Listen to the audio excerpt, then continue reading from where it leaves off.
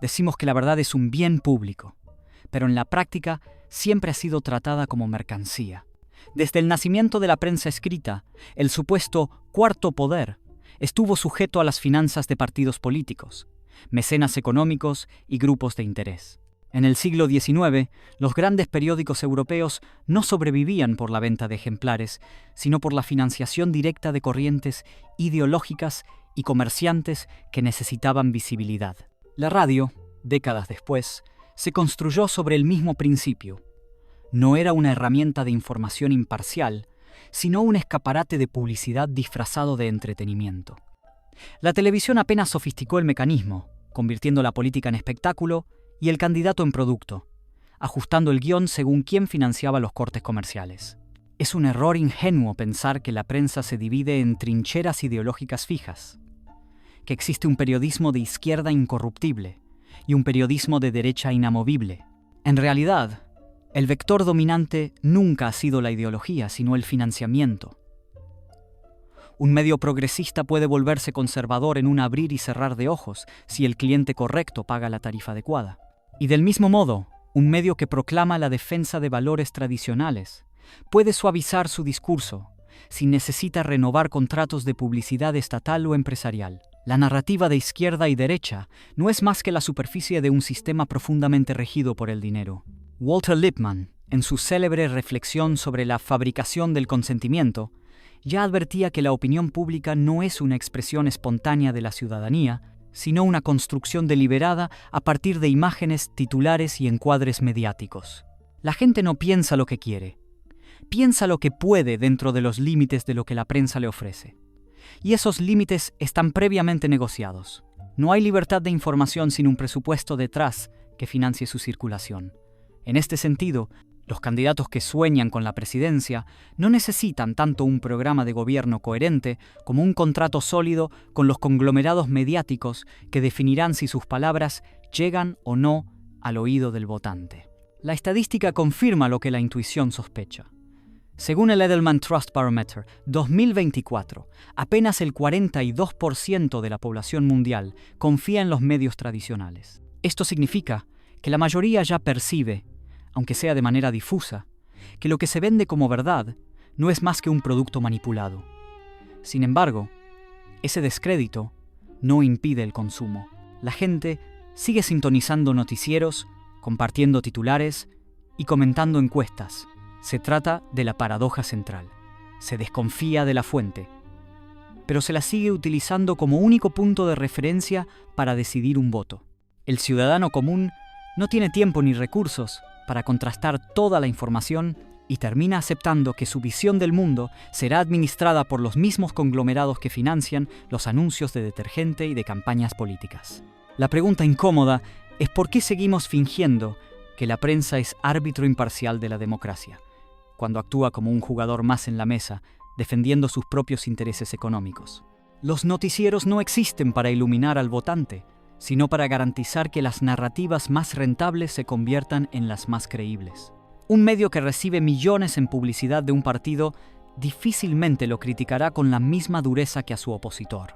Un canal que negocia con bancos o petroleras filtrará su cobertura de acuerdo con el impacto en esas relaciones. En el fondo, la noticia es siempre un producto condicionado. Su tono, su relevancia y hasta su ausencia dependen de la cartera del cliente. Así, el primer mito que hay que derribar es que los medios convierten a un candidato en presidente por convicción ideológica. No lo hacen por fidelidad a principios políticos, sino por la lógica simple del mercado. El candidato que logra sostener más contratos publicitarios, más acuerdos con empresas de comunicación y más favores con anunciantes, tendrá su rostro repetido hasta el cansancio. El que no pueda costearlo quedará relegado a los márgenes de la agenda. La democracia comienza mucho antes de las urnas. Empieza en la contabilidad de los medios de comunicación, donde la verdad, lejos de ser sagrada, se vende al mejor postor. La política moderna no se parece en nada a lo que describen los manuales de educación cívica. Si alguna vez se pensó que elegir a un presidente era un proceso racional basado en programas y debates de ideas, la realidad demuestra lo contrario. Hoy se trata de un espectáculo cuidadosamente producido con candidatos convertidos en celebridades y medios de comunicación actuando como directores de escena.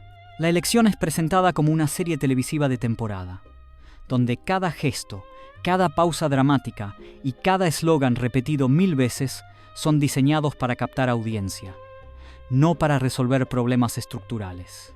Guy Debord, al hablar de la sociedad del espectáculo, señaló que lo decisivo ya no es la acción política en sí misma, sino su representación. Un político sin imagen pública es un político muerto, por más brillante que sea su razonamiento. El público exige espectáculo, y los medios saben proveerlo. Debates con escenografía luminosa, entrevistas que parecen talk shows, ruedas de prensa convertidas en reality. El guión está siempre al servicio de la visibilidad, y lo que se repite hasta el cansancio en las pantallas termina pareciendo inevitable, como si el candidato tuviera un destino manifiesto trazado no por su capacidad de gobernar, sino por su tiempo de exposición. Marshall McLuhan advirtió que el medio es el mensaje. Eso significa que no importa lo que se diga, sino cómo y a través de qué canal se transmite. En televisión, un candidato debe sonreír de manera convincente. En redes sociales, debe condensar su programa en un meme. En radio, debe sonar paternal, cercano, casi íntimo. La estrategia política ya no se mide en la solidez de un plan económico, sino en la capacidad de encajar en distintos formatos mediáticos.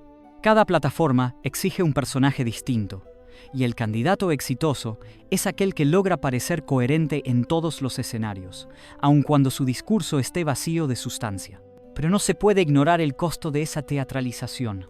La conversión de un político en producto publicitario requiere un gasto descomunal, semejante al de una multinacional lanzando un nuevo modelo de teléfono inteligente o una campaña global de refrescos. La magnitud del negocio mediático lo deja en claro. De acuerdo con el informe de Dentsu Global Ad Spend Forecasts, el gasto mundial en publicidad alcanzó los 4.000 millones de dólares en 2024, y gran parte de ese crecimiento estuvo impulsado por campañas políticas, eventos deportivos y el avance del marketing digital. La cifra no solo impresiona, sino que también revela la escala en la que se juega la democracia contemporánea. Elegir gobernantes ya no depende de convencer ciudadanos, sino de financiar la maquinaria publicitaria más costosa del planeta. Los medios, lejos de resistir esta lógica, la abrazan con entusiasmo. Para ellos, la política es un negocio redondo. Debates convertidos en espectáculos de prime time, coberturas que garantizan picos de rating, análisis que se venden como productos de consumo rápido. Cada campaña electoral es también una campaña comercial, y cada segundo de transmisión es un espacio negociado entre quien paga por anunciarse y quien controla el canal. En ese sentido, los candidatos no compiten solo entre sí, sino contra toda la industria global de marcas que buscan atención. El voto ciudadano se construye en medio de la misma batalla por clics y audiencia que enfrentan refrescos, automóviles y series de streaming. La consecuencia es que la política se vuelve indistinguible de la publicidad.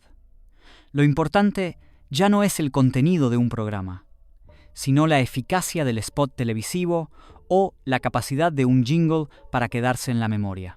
Las campañas son diseñadas por los mismos creativos que lanzan detergentes y perfumes, bajo la lógica de que el votante es apenas otro consumidor. Y si el candidato se convierte en presidente, no es porque el pueblo lo eligió con plena conciencia, sino porque logró ocupar el mayor número de pantallas con la mejor producción de marketing que el dinero pudo comprar. En definitiva, el espectáculo político confirma que la democracia se ha reducido a un gigantesco escaparate. Los medios ya no informan, venden. Y el candidato exitoso no es el más preparado, sino el más rentable. Los medios de comunicación no solo transmiten noticias, reparten aureolas y cuernos. No basta con mostrar a un candidato, es necesario categorizarlo dentro de la narrativa moral que más convenga al negocio. Así, mientras unos son santificados como salvadores providenciales, otros son demonizados como amenazas existenciales. El electorado cree enfrentarse a un análisis objetivo, pero en realidad presencia una obra de teatro cuidadosamente ensayada en la que los roles están asignados de antemano. El héroe se viste de estadista responsable. El villano aparece como corrupto o incompetente, y ambos estereotipos son reforzados en cada titular, en cada encuadre televisivo en cada tweet amplificado por los algoritmos. Pierre Bourdieu explicó este mecanismo con el concepto de capital simbólico, ese valor intangible que no se mide en dinero directo, pero que otorga prestigio, credibilidad y autoridad. Un candidato con capital simbólico elevado parece más digno de confianza incluso sin pruebas objetivas que lo respalden.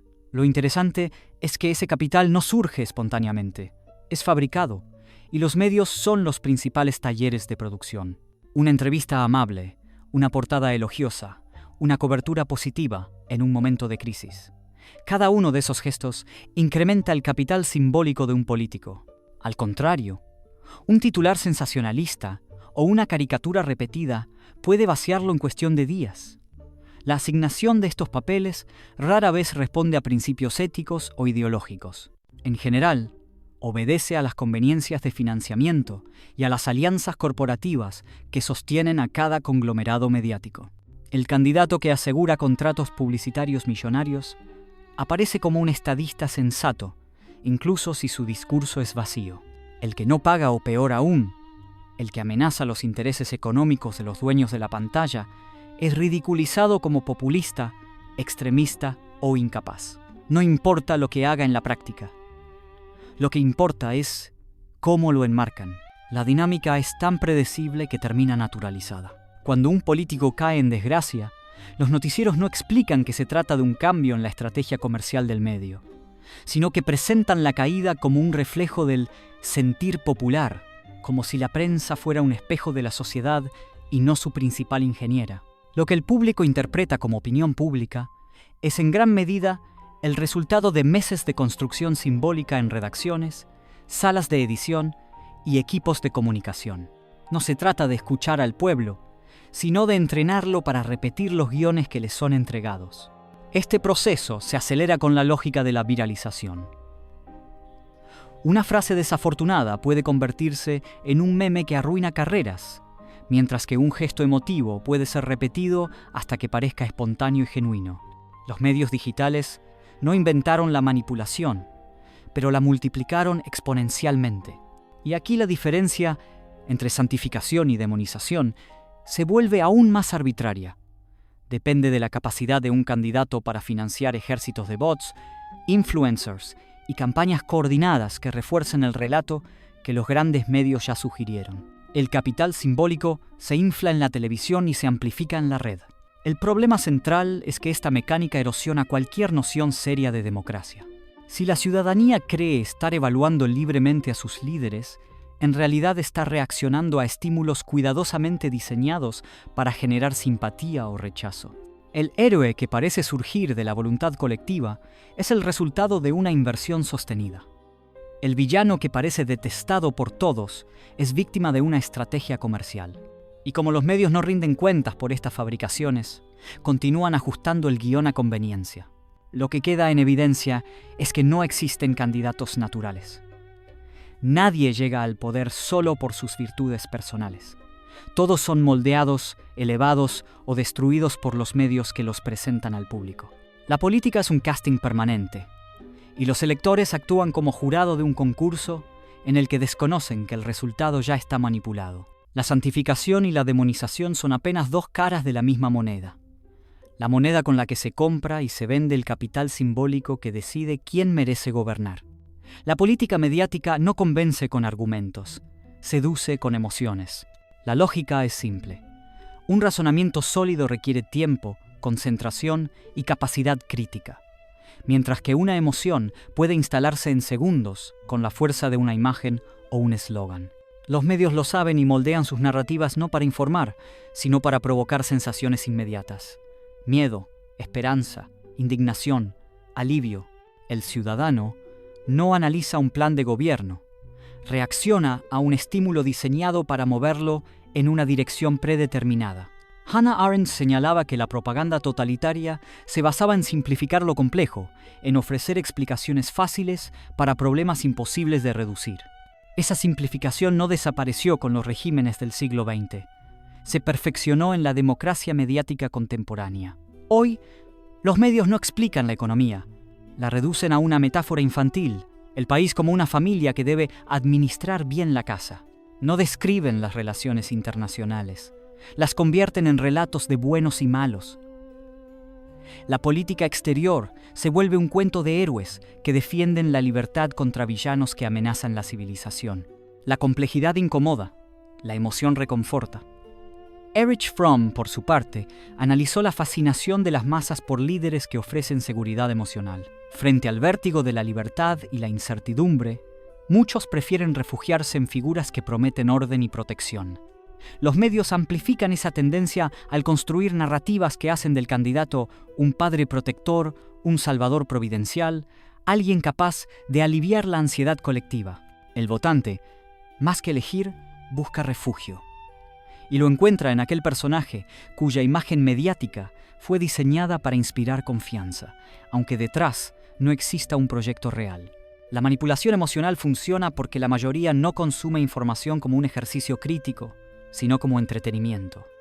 El noticiero compite con series y programas de concurso, y por eso adopta la misma gramática.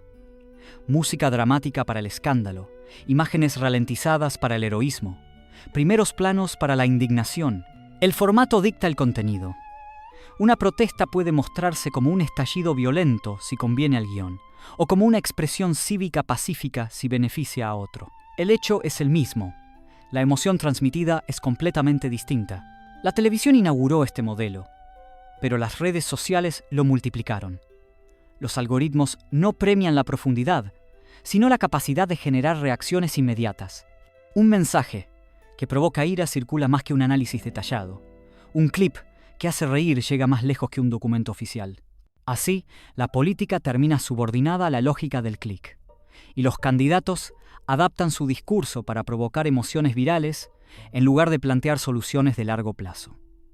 La emoción se convierte en moneda de cambio, y los medios actúan como intermediarios dispuestos a venderla al mejor postor. Lo peligroso es que esta manipulación emocional no es reconocida como tal.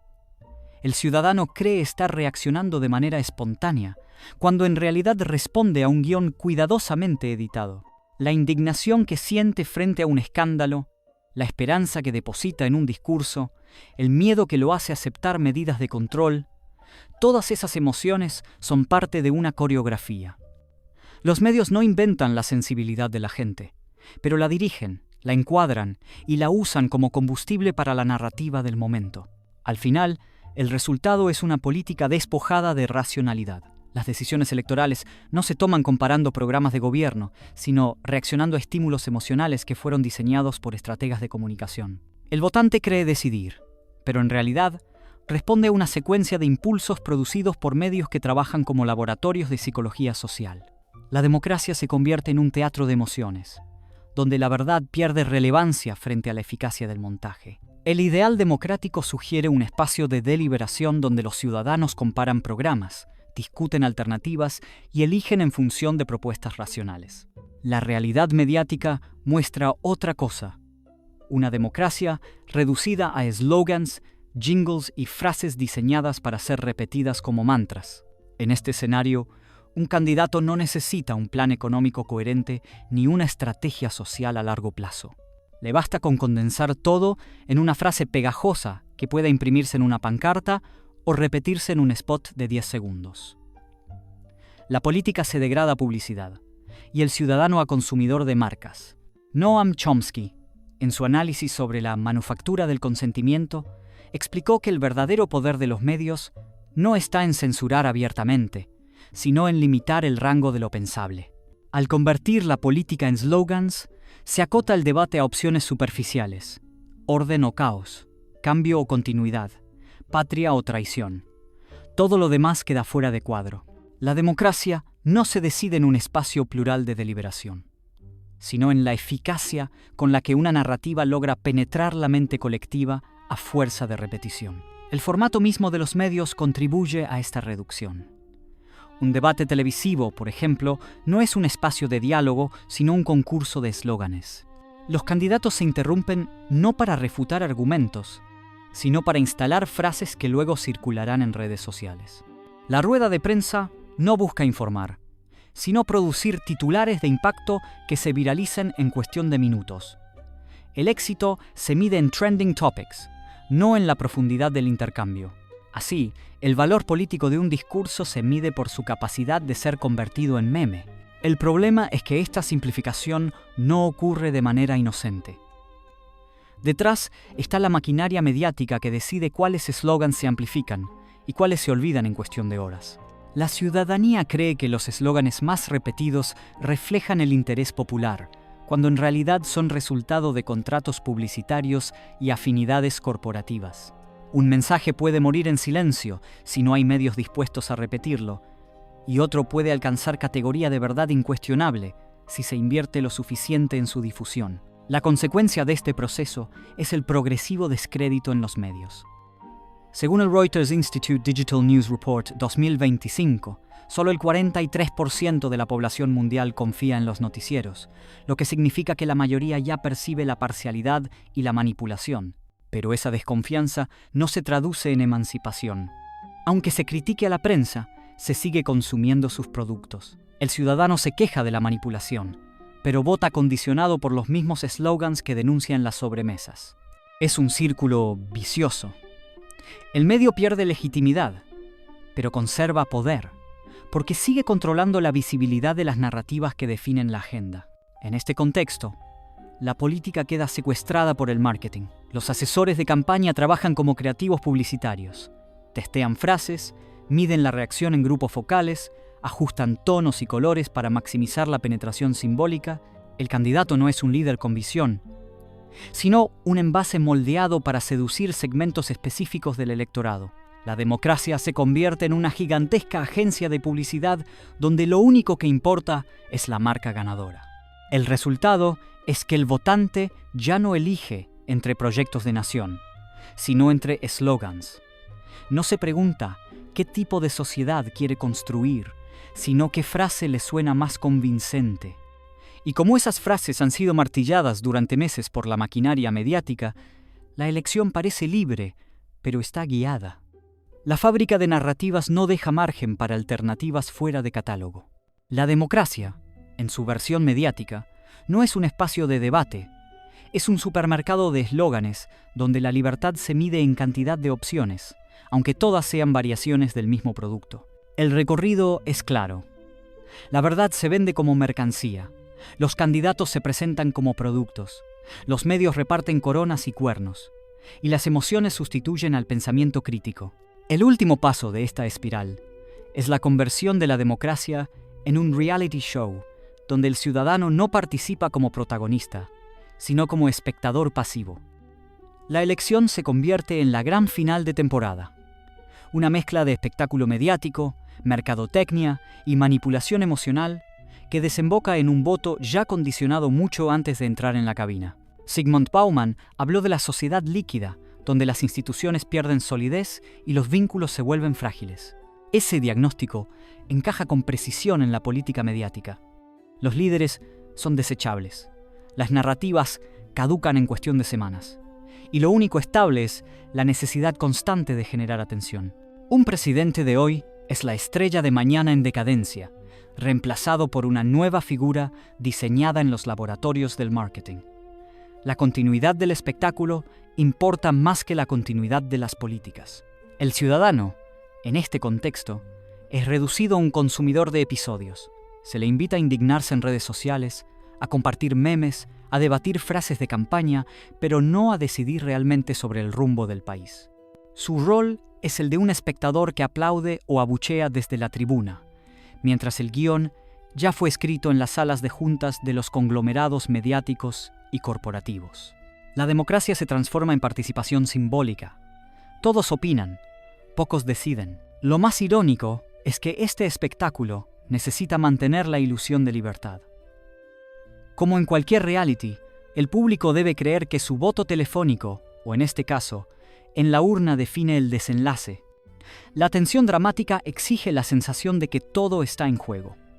Pero, como ocurre con los programas televisivos, gran parte del resultado ya está determinado por la edición previa, por la selección de escenas y por el guión oculto que marca quién merece ser héroe y quién debe ser eliminado. El ciudadano cree que elige, cuando en realidad consume la opción que más presupuesto tuvo para ser visible. No se trata de negar la importancia del voto ni de caer en el cinismo absoluto. Se trata de señalar que la democracia actual ha sido secuestrada por la lógica de la visibilidad. Los candidatos no disputan ideas, disputan minutos al aire.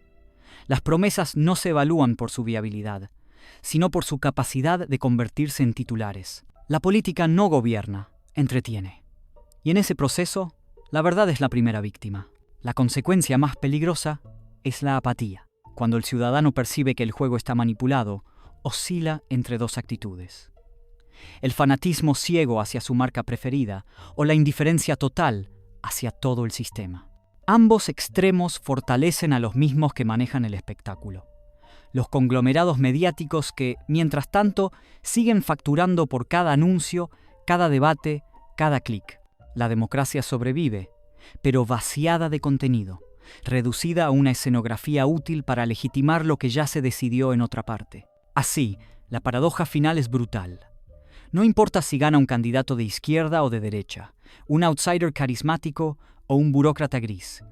Lo que permanece inmutable es la estructura mediática que convierte la política en mercancía y que transforma la presidencia en un reality global. Al final, el verdadero vencedor nunca es el político elegido, sino el conglomerado que controló la narrativa. La democracia moderna ya no es un ejercicio de soberanía popular, sino un negocio rentable de entretenimiento masivo.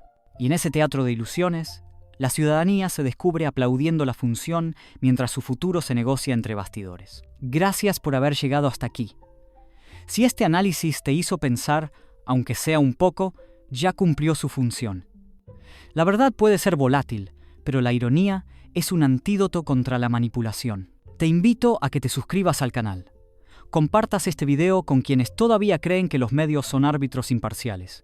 Y, si quieres apoyar este proyecto para que siga creciendo, considera hacerte miembro. Cada clic, cada comentario y cada aporte nos ayuda a seguir desarmando las narrativas que pretenden pasarnos por verdad lo que no es más que mercancía. Nos vemos en el próximo episodio del Manual del Imbécil.